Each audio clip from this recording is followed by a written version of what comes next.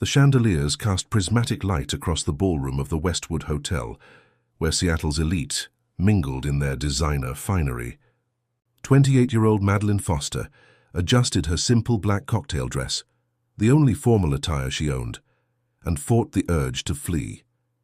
As a sign language interpreter for the Seattle Children's Hospital Charity Gala, she didn't belong among these wealthy patrons, but she needed this freelance job desperately. Remember, just blend in and be available if needed, her agency coordinator had instructed. So far, no one had required her services, making Madeline feel increasingly invisible as she circulated through the crowd. That's when she spotted her. In the far corner of the ballroom, partially hidden behind a marble column, stood a teenage girl in a midnight blue dress. While everyone around her laughed and chatted animatedly, she remained silent, her eyes watchful and intelligent. Despite her designer gown and the diamond studs in her ears, something in her posture, the slight tension in her shoulders, the careful way she observed lips moving, was immediately recognizable to Madeline. The girl was deaf, and no one was talking to her. Madeline's attention shifted as a ripple of excitement surged through the crowd. Jackson Pierce, tech billionaire and the evening's honored guest, had arrived. His company, Pierce Innovations, had donated millions to the Children's Hospital's new pediatric wing. Cameras flashed as he entered, a tall man with salt and pepper hair and commanding presence. People gravitated toward him like moths to flame, eager to share his spotlight. "Mr. Pierce, over here," called photographers and reporters, while wealthy donors jostled to shake his hand. Madeline glanced back at the girl in blue, noticing how she watched her father. For who else could the famous Jackson Pierce be to her? With a mixture of pride and resignation. Not once did Pierce look in his daughter's direction, and not once did anyone approach her. Taking a deep breath, Madeline crossed the room. As she neared, the girl's eyes widened slightly in surprise at being directly approached.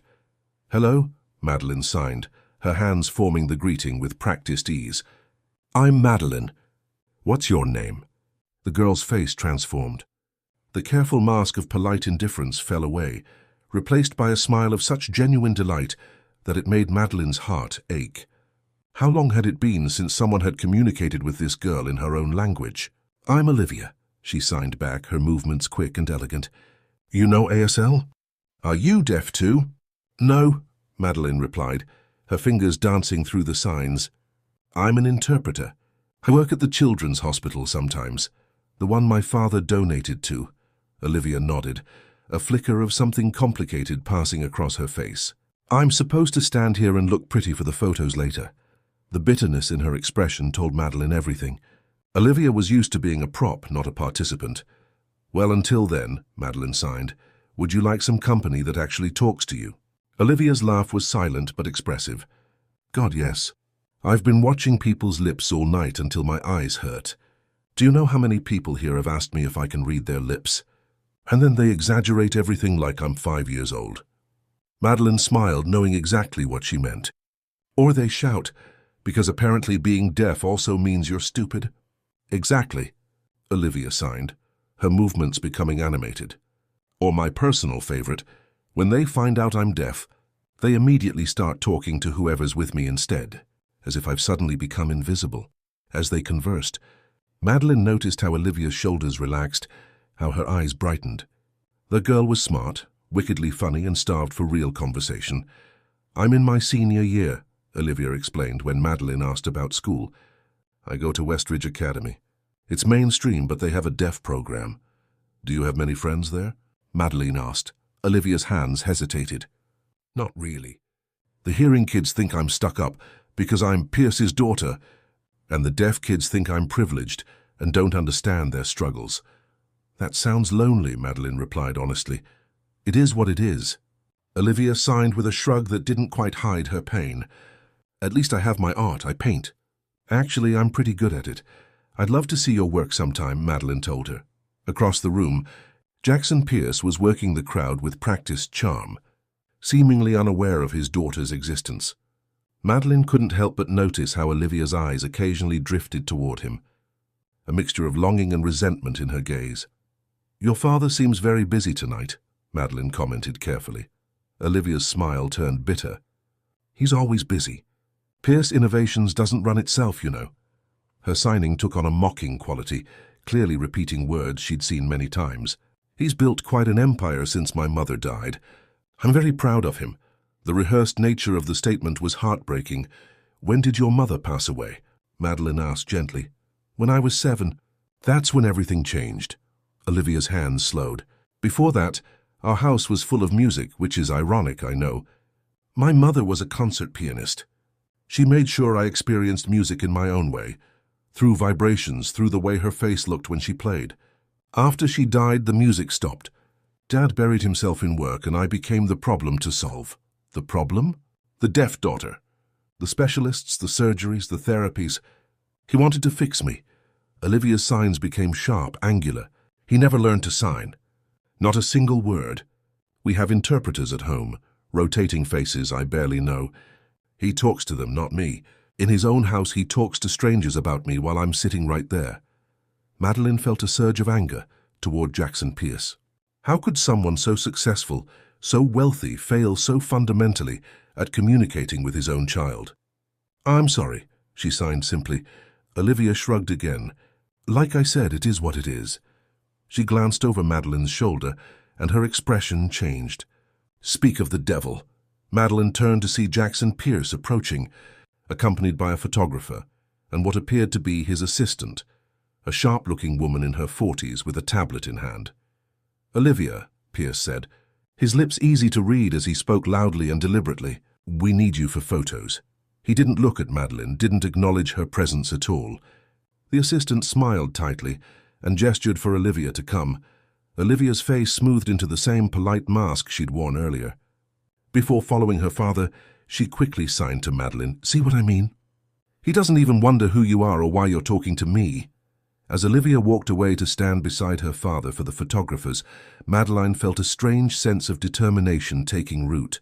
In her work at the hospital, she'd seen countless children isolated by their deafness, but never someone so completely alone while surrounded by so much privilege. The evening continued, and Madeline watched as Olivia stood dutifully for photos, nodded at appropriate moments, and maintained her perfect practiced smile. Not once did Pierce or anyone else attempt to include her in the conversations swirling around her. When the formal part of the evening concluded, Madeline saw Olivia slip away from the crowd, heading toward a side door that appeared to lead to a garden terrace. Making a split-second decision, Madeline followed. Outside, the Seattle night was cool and clear, the garden terrace illuminated by subtle landscape lighting. Olivia stood at the stone balustrade, looking out over the city lights below. Escaping. Madeline signed as she approached. Olivia turned, and the relief on her face was palpable. Just breathing.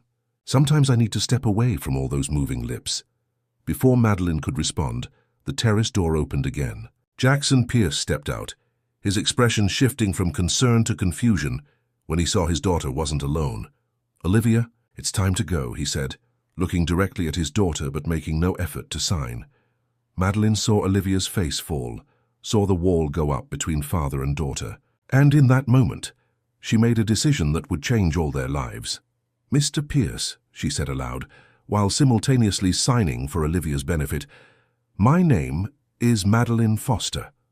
I'm an interpreter, and I've been talking with your daughter. She's extraordinary. Pierce blinked, clearly taken aback by this direct approach from someone he likely viewed as service staff. Thank you. Do you work for the event? Yes, Madeline replied, still signing her words. But right now I'm just someone who thinks you should know what you're missing by not being able to communicate with Olivia directly. The billionaire's expression hardened, but Madeline saw something else there too, a flicker of shame quickly masked. Olivia's eyes were wide. Her hands frozen in mid-air. Jackson Pierce's jaw tightened. Miss Foster, Madeline supplied, continuing to sign every word. Miss Foster, he repeated, I appreciate your concern, but my relationship with my daughter is a private matter. Madeline felt her professional demeanor slipping. With all due respect, Mr. Pierce, communication shouldn't be private. It should be accessible. Olivia's hands moved rapidly. Madeline, it's okay. You don't have to. No, it's not okay. Madeline signed back before addressing Pierce again. Your daughter was standing alone all evening while everyone celebrated your generosity. Do you see the irony in that? A flash of genuine hurt crossed Pierce's face before his business mask slipped back into place. You've overstepped, Miss Foster. Olivia, we're leaving.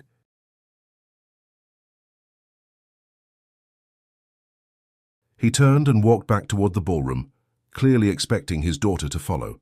Olivia hesitated, her eyes locked with Madeline's. I'm sorry, Olivia signed quickly. He gets defensive about this. It's been this way since the accident. Accident? Madeline asked, but Olivia was already moving away. Find me at Westridge Academy, Olivia signed before disappearing through the door. Madeline stood alone on the terrace, heart pounding. She'd jeopardized her professional reputation by confronting a powerful client. Worse, she might have made things harder for Olivia. The next morning, Madeline woke to a voicemail from her agency coordinator. Madeline, call me back immediately. There's been a complaint about your conduct at the gala last night. Her stomach dropped. This was exactly what she'd feared. With her apartment rent already 2 weeks overdue and student loans piling up, she couldn't afford to lose clients. She'd left a stable position at Seattle Public Schools 6 months ago when budget cuts eliminated her role, and freelance work had proven far less reliable than she'd hoped. She returned the call with trembling fingers, prepared for the worst. I can explain, Madeline began when her coordinator answered. You certainly will explain, came the terse reply. Jackson Pierce's office called this morning. They've requested you specifically for a private appointment at his home this afternoon. Madeline nearly dropped her phone. They what? I have no idea what happened last night, but somehow you've caught the attention of one of the most influential men in Seattle. This could be huge for the agency, Madeline. Don't mess it up. 3 hours later, Madeline found herself driving through the imposing gates of the Pierce estate in Medina, overlooking Lake Washington. The modernist glass and stone mansion reflected the gray Seattle sky, austere and beautiful against the backdrop of perfectly manicured grounds. A housekeeper met her at the door. Mr. Pierce is waiting in his office. This way, please. Madeline followed through halls, adorned with museum-quality art. She noticed a striking abstract painting featuring bold sweeps of cobalt and gold that seemed out of place among the more traditional pieces. Olivia's. To work, the housekeeper commented, noticing Madeline's interest. She's quite talented. Before Madeline could respond, they arrived at Pierce's office, a spacious room with floor-to-ceiling windows overlooking the lake. Jackson Pierce stood as they entered, dismissing the housekeeper with a nod. Miss Foster, thank you for coming. His tone was coolly professional. Please sit. Madeline took the offered chair, preparing herself for a formal reprimand or even a request to sign an NDA about his daughter's condition. I owe you an apology, Pierce said instead, surprising her completely. I beg your pardon. Your words last night. He paused, clearly uncomfortable. They were inappropriate in that setting, but not inaccurate. It's been brought to my attention that I've failed my daughter in significant ways. The vulnerability in his admission caught Madeline off guard. Sir, I apologize for speaking so bluntly. It wasn't my place. Perhaps it was exactly your place, Pierce replied, moving to sit behind his desk. You're the professional, after all. That's why I've asked you here today. He placed his hands flat on the desk surface, a businessman organizing his thoughts. Olivia lost her hearing in the same car accident that took her mother. She was 7. The doctors said it was nerve damage, permanent, irreversible. I spent the first 2 years after the accident consulting specialists around the world, pursuing every treatment option, trying to fix her, Madeline said softly.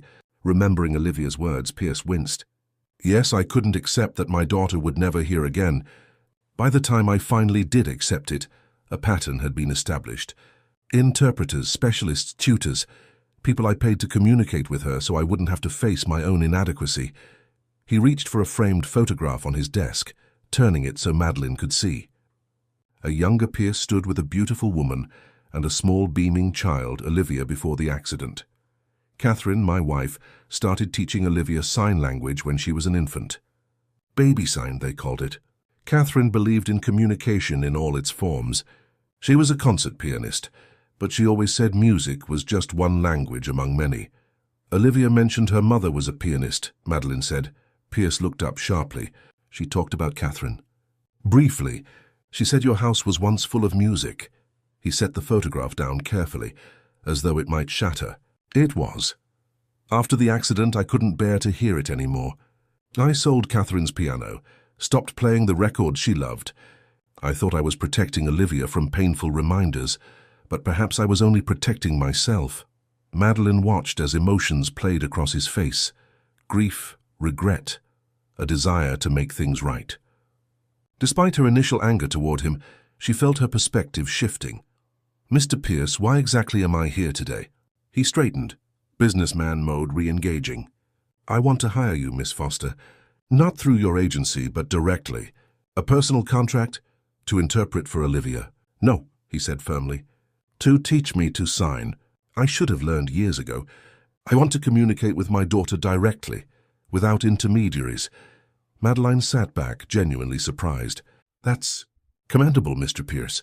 But learning ASL takes time and consistent practice. It's not something you can accomplish in a few sessions. I'm aware. I'm prepared to commit to regular lessons over the next year, at minimum. Twice weekly, more if my schedule allows." He named a figure for her compensation that made Madeline's eyes widen. "Would that arrangement interest you?" It would solve her financial problems overnight. But money wasn't her primary concern. "Before I answer, may I ask why now? What changed?" Pierce's expression softened almost imperceptibly. "Last night I watched my daughter's face when you spoke to her in sign. I realized I haven't seen her look that alive in years. Then this morning she left this on my desk." He handed Madeline a folded piece of paper. Inside was a handwritten note. "Dad, I know you're angry about what happened with the interpreter last night, but for 10 minutes someone saw me, not Pierce's deaf daughter. If you really want to honor Mom's memory with your hospital donations, remember what she always said. True healing begins with being heard. I haven't been heard in a long time." Olivia Madeline carefully refolded the note, her throat tight with emotion. "I've spent years throwing money at my daughter's deafness," Pierce said quietly, "building deaf education wings, funding research, donating to organizations, all while failing to make the one investment that truly mattered." "It's not too late," Madeline said. "Olivia is still young. She leaves for college next year. Harvard has already accepted her early decision." Pride flickered across his face. "I have a limited window to repair what I've broken." Madeline considered her response carefully. "Mr. Pierce, I'd be happy to teach you ASL, but I need to be clear about something. This won't be a quick fix. Learning to sign is one thing. Rebuilding your relationship with Olivia is another." "I understand," he rose from his desk. "I'm prepared to do whatever it takes. Now there's someone else who would like to speak with you." As if on cue, the office door opened and Olivia entered. Seeing Madeline, she broke into a genuine smile. "You came," she signed. "Your father invited me," Madeline replied in sign. Olivia's eyes darted between Madeline and her father, confusion evident. "Why?" Pierce cleared his throat awkwardly. "I'll let Miss Foster explain. I have a conference call in 5 minutes." He paused at the door, looking back at his daughter. "Olivia, we'll talk later." After he left, Olivia's hands moved rapidly. "What's happening? Am I in trouble for what happened last night?" "Are you?" "Neither of us is in trouble," Madeline assured her. "Your father has hired me to teach him ASL." Olivia's hands froze mid-sign, her expression one of complete disbelief. "My father? Learning to sign?" "You're joking." "I'm not. He seems very determined." Olivia sank into the chair her father had vacated, her face a complex mixture of hope and skepticism. "He won't stick with it. He never does with anything involving my deafness."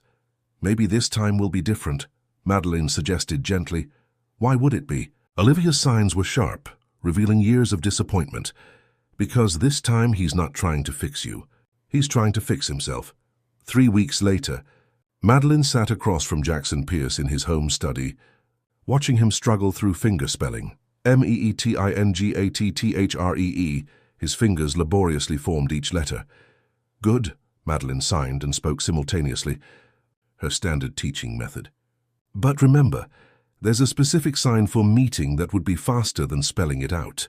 Pierce frowned in concentration as he attempted the sign, his frustration evident when his fingers wouldn't cooperate.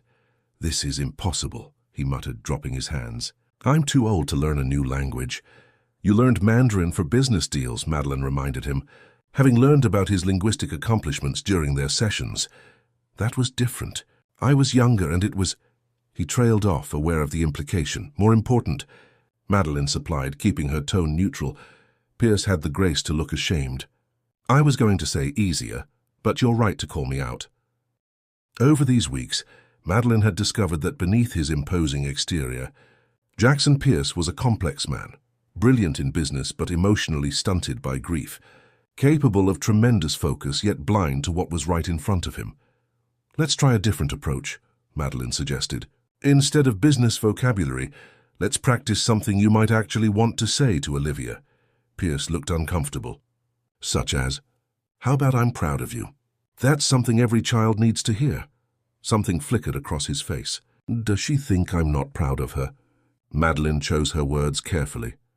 Mr. Pierce, when was the last time you told her so directly? He didn't answer, which was answer enough.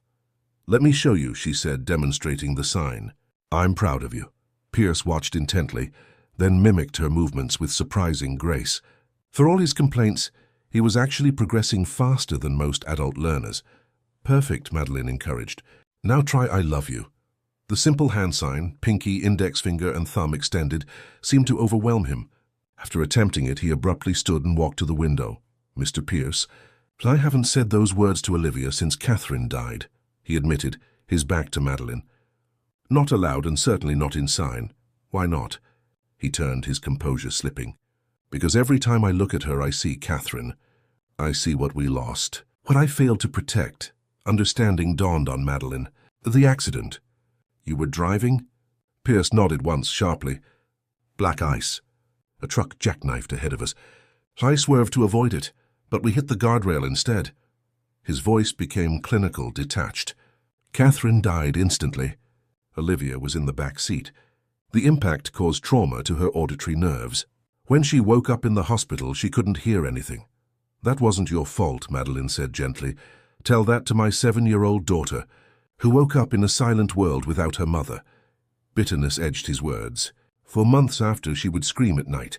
Horrible, raw sounds. She couldn't hear herself. I couldn't comfort her. The only thing that calmed her was drawing. She'd draw for hours, these chaotic, dark pictures that her therapist said expressed her trauma. And now she's an artist, Madeline observed. A talented one, Pierce agreed, a hint of pride breaking through. She's been accepted to Harvard's visual arts program. Catherine would have been... His voice caught. Catherine would have been so proud. The lesson continued, but Madeline's mind kept returning to what Pierce had revealed. The accident explained so much about their broken relationship, his guilt, his emotional withdrawal, his desperate attempts to fix Olivia's deafness while avoiding the deeper wound between them. Later that afternoon, Madeline met Olivia at a coffee shop near Westridge Academy. These meetings had become regular occurrences, initially focused on discussing Pierce's progress with ASL, but evolving into genuine friendship. So Olivia signed after they settled with their drinks, "How's my father doing?" "Still terrible." "Actually, he's improving," Madeline replied truthfully. "He's more dedicated than you might think." Olivia rolled her eyes.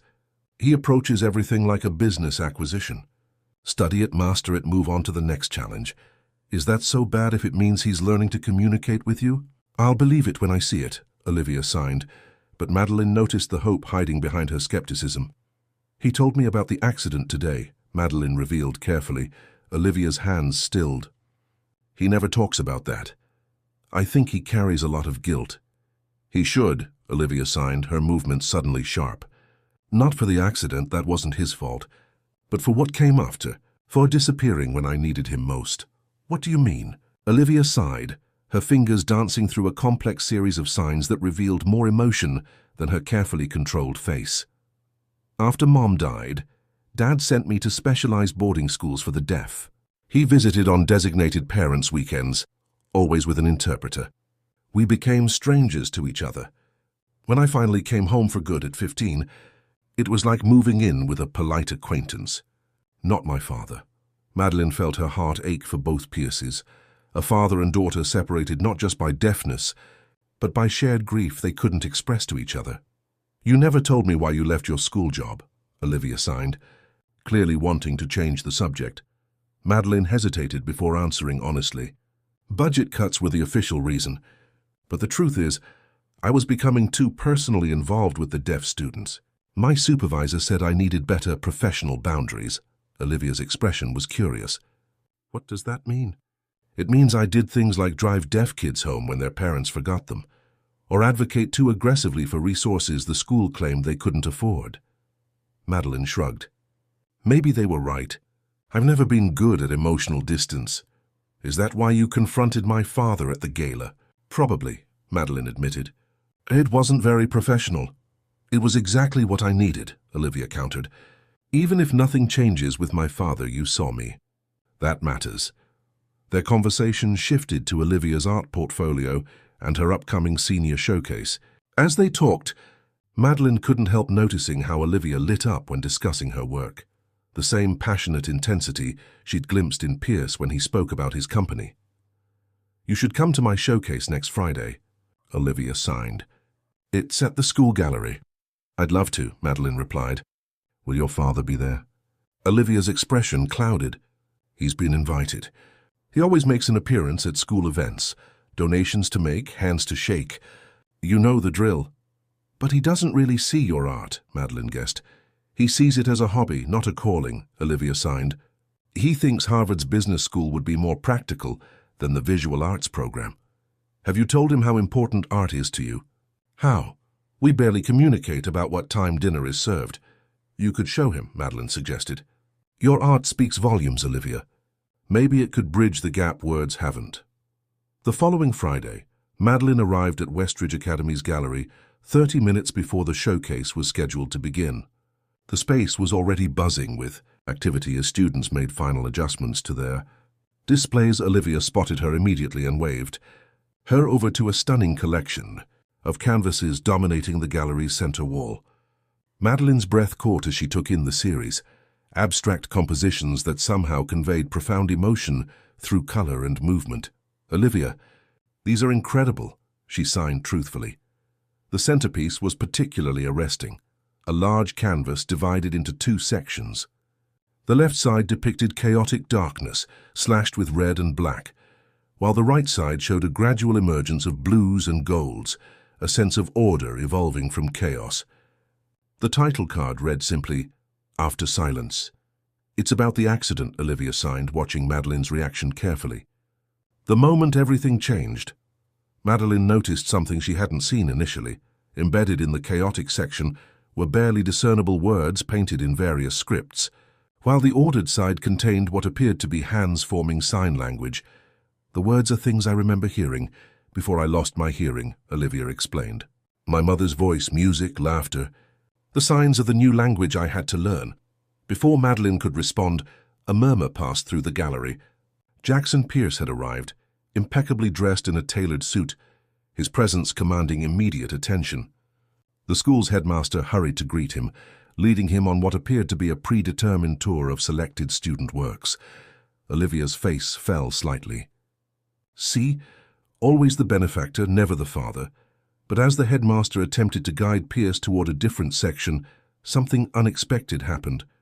Pierce stopped, said something that made the headmaster look surprised, and then walked directly toward Olivia's display. Your father is coming this way, Madeline signed quickly. Olivia straightened, her expression guarded as Pierce approached. She didn't see what Madeline did, the way Pierce's eyes widened as he truly looked at her artwork, the flash of recognition when he read the title, After Silence. What happened next stunned them both. In full view of the gathering crowd, Jackson Pierce raised his hands and slowly, deliberately signed, These are beautiful. So I'm proud of you. Olivia's shock was visible, her hands frozen at her sides. For a moment, Madeline feared she wouldn't respond. Then, with trembling fingers, Olivia signed back. Thank you. It was a small exchange, painfully basic compared to the complex thoughts both clearly wanted to express. But in that moment, as father and daughter looked at each other with unguarded emotion for perhaps the first time in a decade, Madeline understood that something fundamental had shifted. What she didn't know, what none of them knew, was that this moment of connection would be shattered before the night was over, by a revelation that would force both Pierces to confront the true reason for their years of estrangement. The showcase continued, with Olivia reluctantly pulled away by her art teacher to speak with other attendees. Jackson Pierce remained in front of her paintings, studying each one with an intensity that surprised Madeline. "You didn't tell me she was this talented," he said when Madeline approached. "I did, actually," Madeline replied. "You just weren't ready to hear it." He acknowledged this with a slight nod. "These aren't just good for a high school student. They're extraordinary by any standard." He gestured to After Silence. "This one especially. It's raw, honest." "She's been trying to tell you things through her art for years," Madeline said gently. "It's been her voice when she felt you couldn't hear her." Pierce's eyes remained fixed on the painting. "I've been a fool, haven't I?" Before Madeline could respond, the gallery lights dimmed slightly, signaling the formal start of the showcase.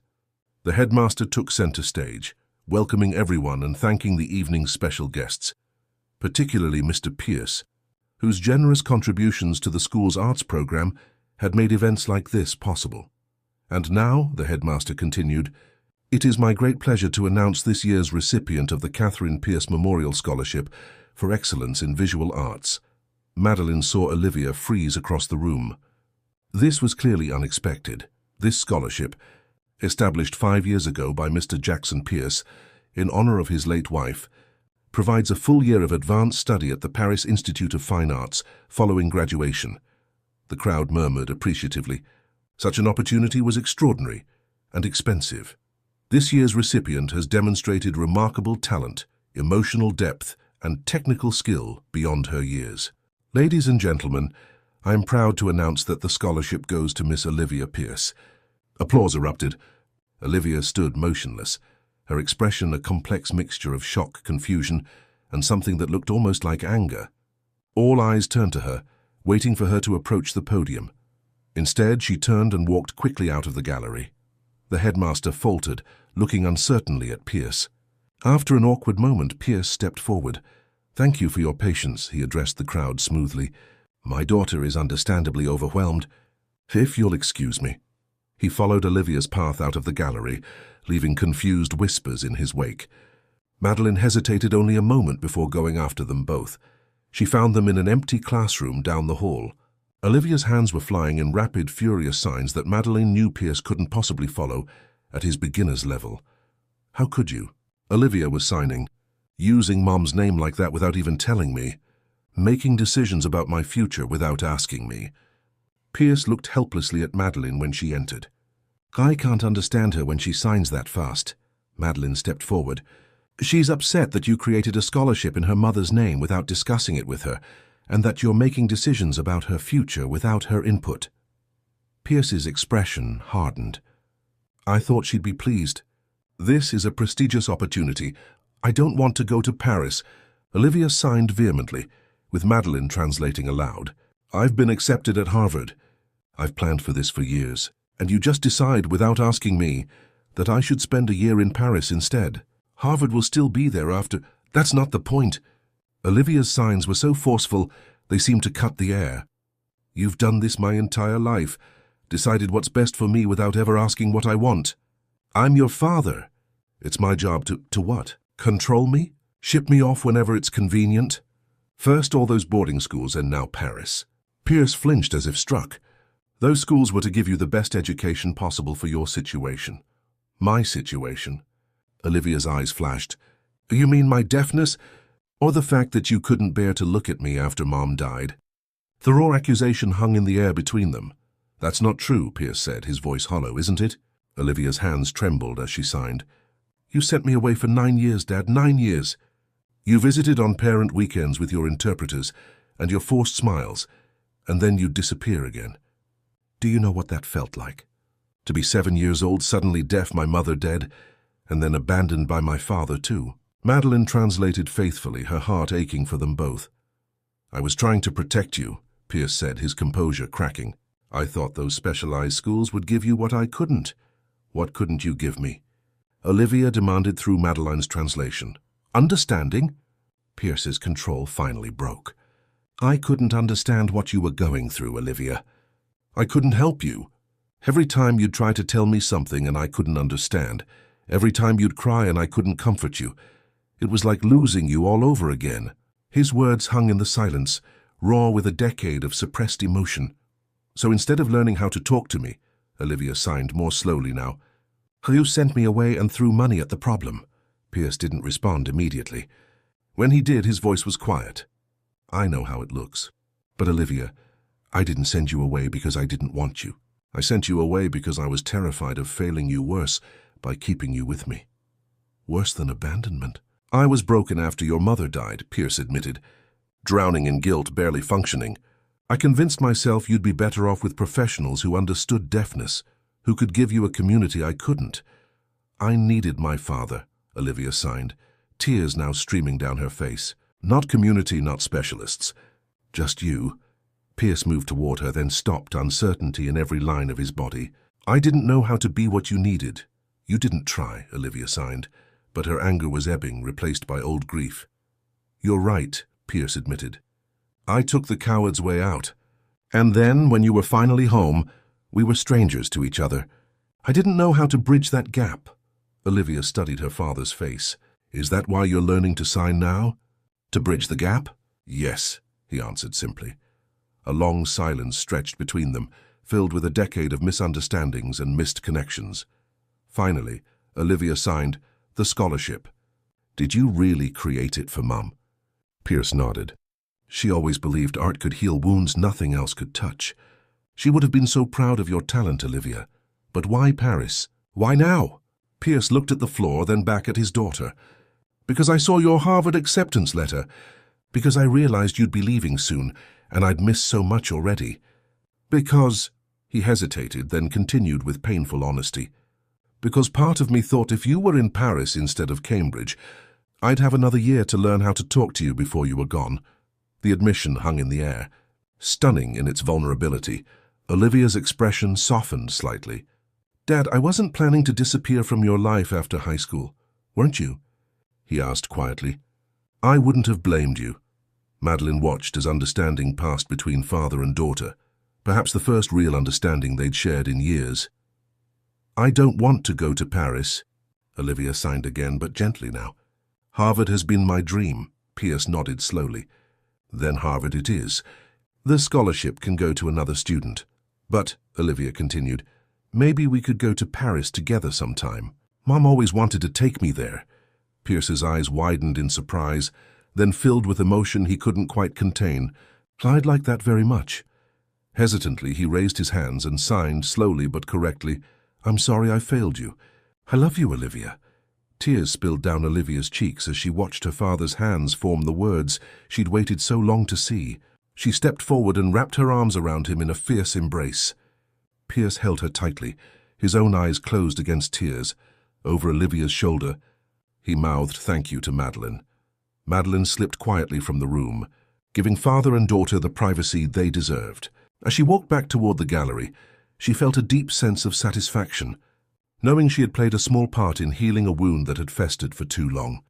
6 months later, Madeline sat in the audience at Westridge Academy's graduation ceremony.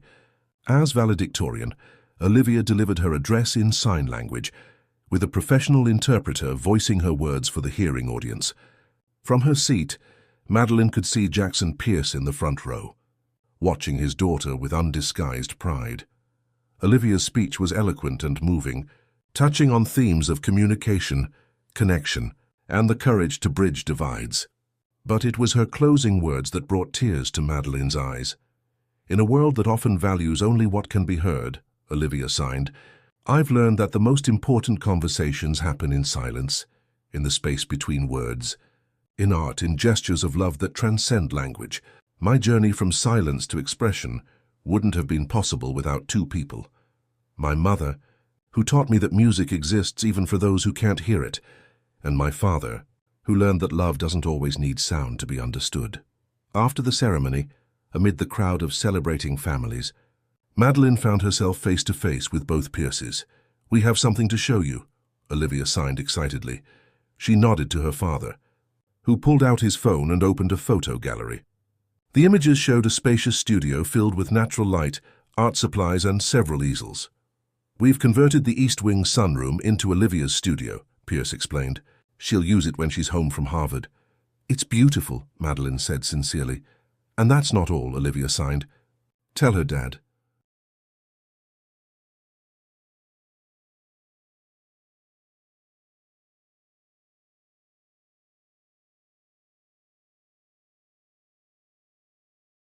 Pierce smiled, a genuine smile that transformed his usually serious face. I've established a foundation in Catherine's name, the Pierce Foundation for Deaf Education and the Arts. We'll be funding art therapy programs, sign language education, and scholarships for deaf students. And, Olivia added proudly, all foundation staff will be required to learn ASL, no exceptions. That's wonderful, Madeline said. Both of you must be very proud. We are, Pierce replied, his hands forming the sign simultaneously with his words, still basic but much more fluid than before. And we'd like you to be part of it, Madeline. As our program director, if you're interested. Madeline stared at them in shock. Program director? Me? Who better? Olivia signed. You're the one who taught us that communication isn't just about words. It's about actually seeing each other. Madeline looked between them. The brilliant, resilient young artist and the powerful businessman who had finally learned the most important language of all, and knew her answer immediately. I'd be honored, she said, signing and speaking the words that would begin the next chapter for all of them.